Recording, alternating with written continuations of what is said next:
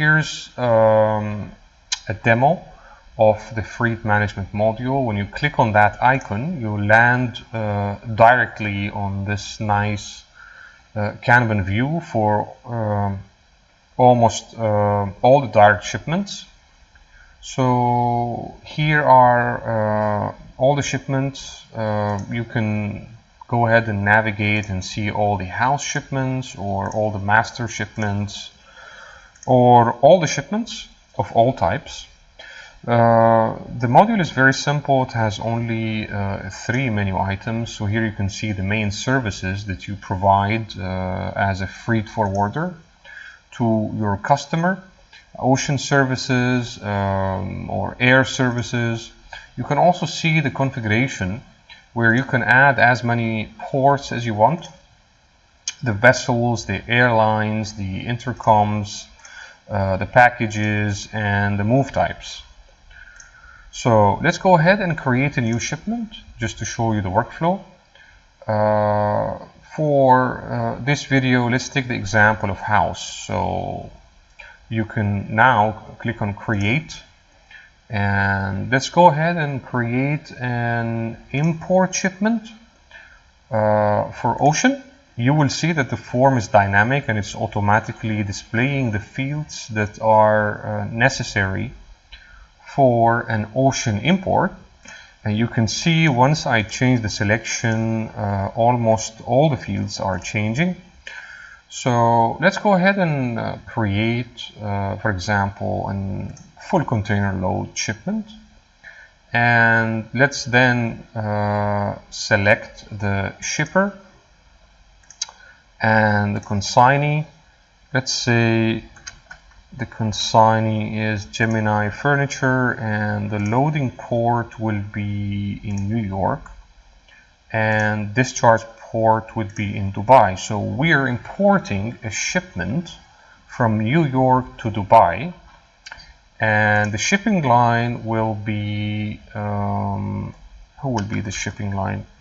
So let's select any shipping line, and here we can select the date, and I can select the voyage number, the vessel, star, ship line. Let's go ahead and fill the other details. You can see here that the barcode was automatically generated for you. That will affect later on the bill of lading when I print it. So let's specify who is the agent, what is the move type. Let's assume it's door to door. Who's the user responsible for that? What are the freight payment conditions? Let's say we're going to collect the payment later on. You can specify other details like the intercom, let's say, or the Incoterm, sorry, cost and freight. Let's go ahead and save now that shipment. We can see that a new shipment number was automatically generated by the system. Okay. Later on, that number will be used for tracking. That's an internal reference number. That's not the carrier tracking number. So we get now to add the orders after we have specified all the mandatory details for the shipment. Let's go ahead and click on edit. We go to orders, and then we have to say what is the order, what are we shipping now. So let's say I'm shipping an FCL full container load of 40 inches, and I'm going to select the container, 40 inches container. I'm going to ship only one, and the operation is going to be dry. Let's say the volume in CBM was 20 and the weight was 40 kilos, just for the sake of example. So save and close, save. Now we have a new order, as you can see. We need to go ahead and select the package. So I have two options. Either I can automatically generate it from orders, or I can manually add the packages. So let's generate from orders, because I think that's easier. You can see that the system has automatically pulled out the packages for me from the order. I have a 40 inches container. I need to specify what are the packages inside that container. So let's go ahead and add these packages. So let's assume I am shipping 20 tables. So the package is of a type table and the quantity is 20. And I can go ahead and say it's a dry operation and the volume could be anything, let's say 2 kilos. So save and close. Let's assume I'm also shipping chairs. So I'm shipping 20 tables and 20 chairs. Quantity 20. The operation is dry for any volume. Save and close. Save. Save. So we can see here that now we have the 20 tables and the 20 chairs. Let me go ahead and click on edit, and here I can see the tables and the chairs, right? So house, click OK. I think that's not our shipment. So our shipment should be this one. No, it's not this one. So I think it's this one. Yes, this is the one. So I just dropped naming this. I will click on edit, and then I will name this as 20 chairs. So now everything is set. So that's our shipment. You can see it's still in draft mode because I'm still preparing it. I have to mention that this workflow can be customized. So as you can see, I can move right and left these stages. I can add a new stage. I can delete stages. The system is very flexible. It allows you to design your own workflow. You could also be integrating that system with IATA or with another system that could fire events and tell you where is your shipment now. So that is something you can customize. You can contact us for a quotation. So that's our shipment. Let's say it's in progress. I can drag and drop like this. It's something very easy. I can mark it in yellow. I can add activities on this shipment. Let's say call the customer or call the agent to pick up the shipment from a warehouse. Let's go ahead and continue working with our shipment. So you can see here that we have specified the package, and the route, the main route, was automatically selected for us. As you know, this is the main carriage. The main carriage is with a source location of Chennai, so that's not our shipment. So that is our shipment. That's the shipment where we have created. It's from New York to Dubai. So it's shipment number 3, just to remember it. So let me go ahead and move it to in progress. And now I can go ahead and work on the routes. So as I said, the system will automatically pick up the main carriage or the main route from the source location or the shipper location, which is in New York. And the discharge port to Dubai. I can go ahead and add extra routes. Let's say I am moving goods from the warehouse in New York to the port. So edit, add. Let's say I want to add a pickup, and that pickup will be through land, and that's going to be from New York to New York. And I can go ahead and specify the dates, like when is this going to be picked up. and I can add the trucker details. Let's say I have an ABC trucker who will pick up my shipment, and I can add the shipment number, or the trucker number. So this is the estimated date of delivery, and I can specify estimated date of arrival, and I can specify what are the packages that will be picked up, assuming that I'm gonna pick up the same packages. So you can see here that I have added a pickup through land from the warehouse in New York. Okay. Now let's go ahead and add a delivery.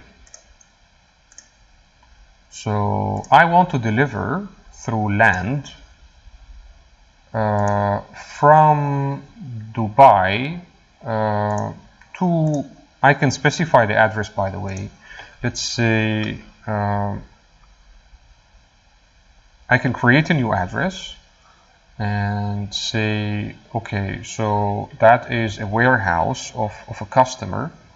So let's say this is the code, and that is ABC warehouse, and that will be in the United Arab Emirates in Dubai.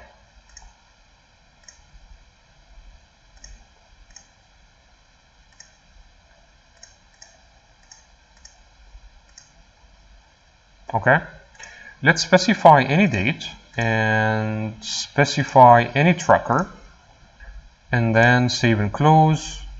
Save. So you can see that I can easily add multiple routes to the same shipment. These routes could be either ocean or air or even land.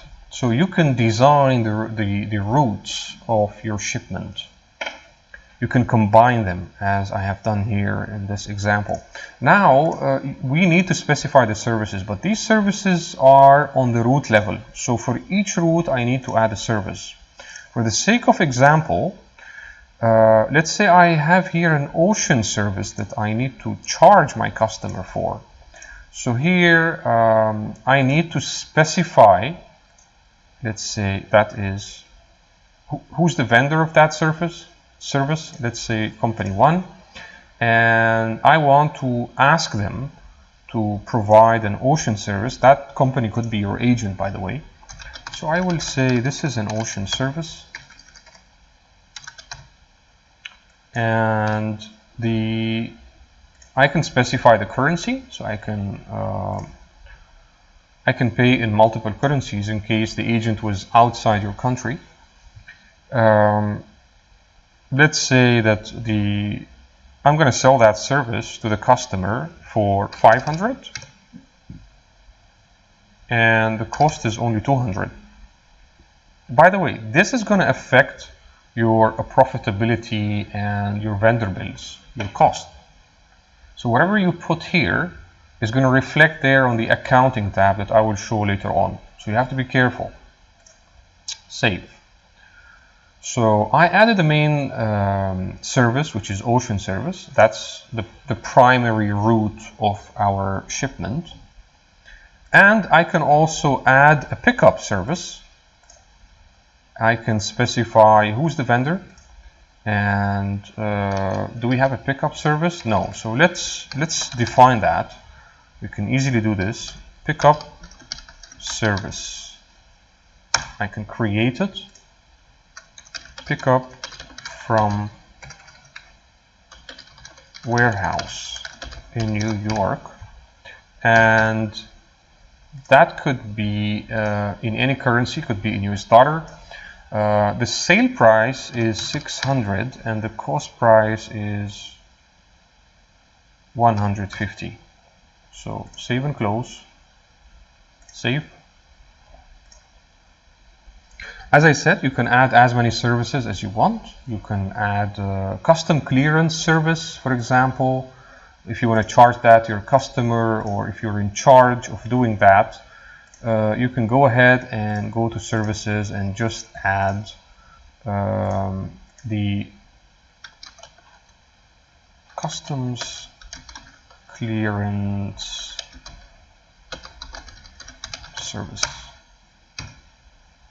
customs, and you're going to sell that for $250 and it's going to cost you $100. Save and close, save, save. After you have defined all the services, these charges will come here in this tab. As I said, it will affect all of the information here. It will affect your cost and your profits. So let's say that the shipment moved on. So I can go ahead and move that to in transit. This one should be here. And then after that, it could be received by the consignee or by the agent. It could be on its way. It all depends on how you define the stages for that shipment. And you will see a complete log. You can work on the log here. Now let's go ahead and see the services. The services are reflecting here in this box. Now is the time to select these services and create a vendor bill. So we go to action and we create a vendor invoice. I can invoice one by one or I can invoice all of them. Assuming that I am invoicing or I'm receiving an invoice from one agent. So let's say I will select the agent. You can select any agent you want from the list and then create the invoice.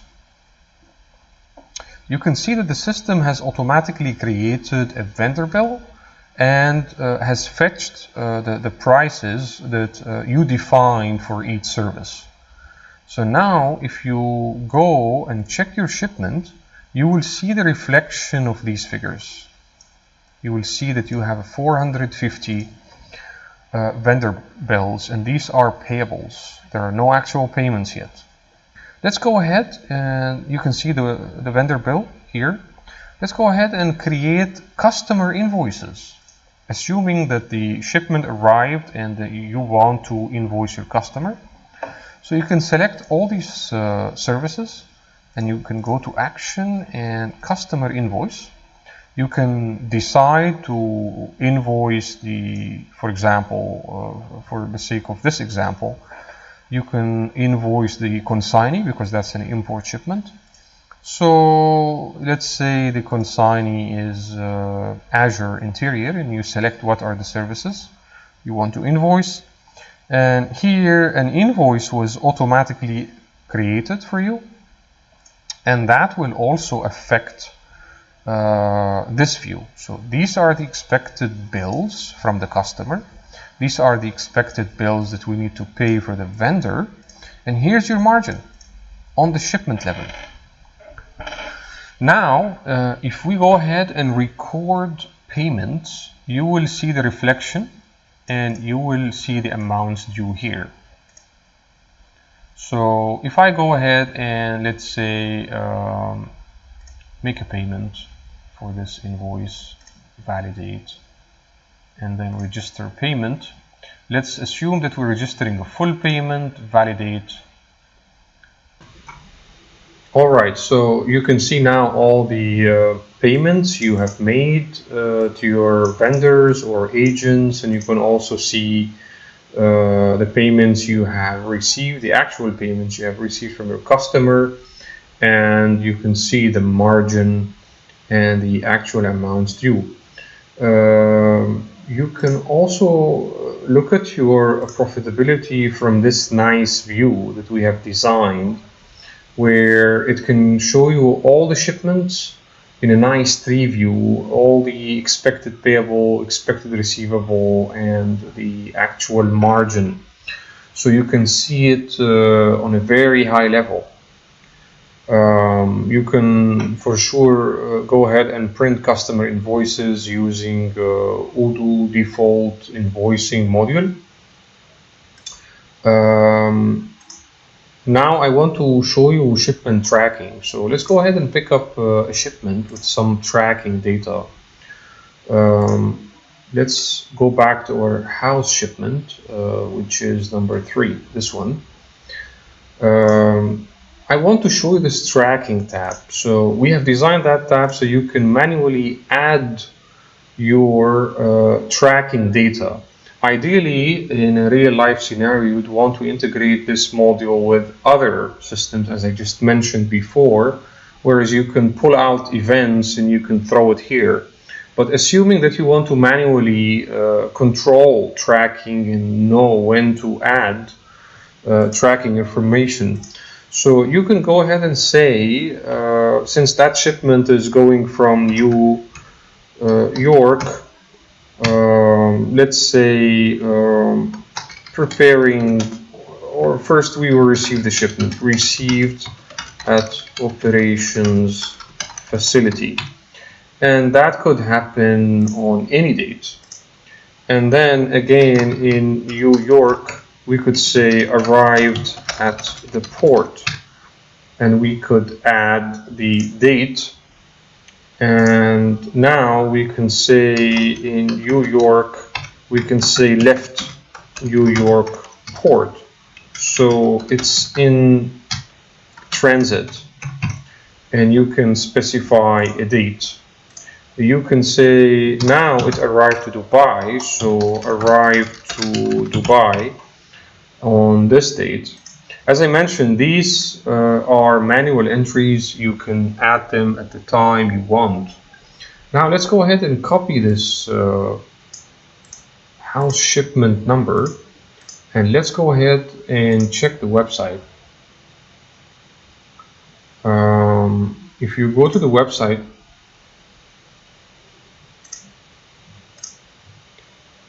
you can click on track shipment. And here you can mention the shipment number, track, and the system is going to give your customer, ideally your customer is the one who's logging in to the website and checking or tracking the shipment. So here it shows the shipment number, it shows the main carriage, it's from New York to Dubai, and it's an ocean shipment. And here you can see all the events professionally listed on the website. So I think that's about it.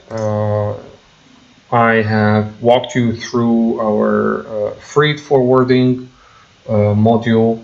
You can go ahead and buy it from the store, or you can contact us directly if you want to ask for any customizations. Thank you.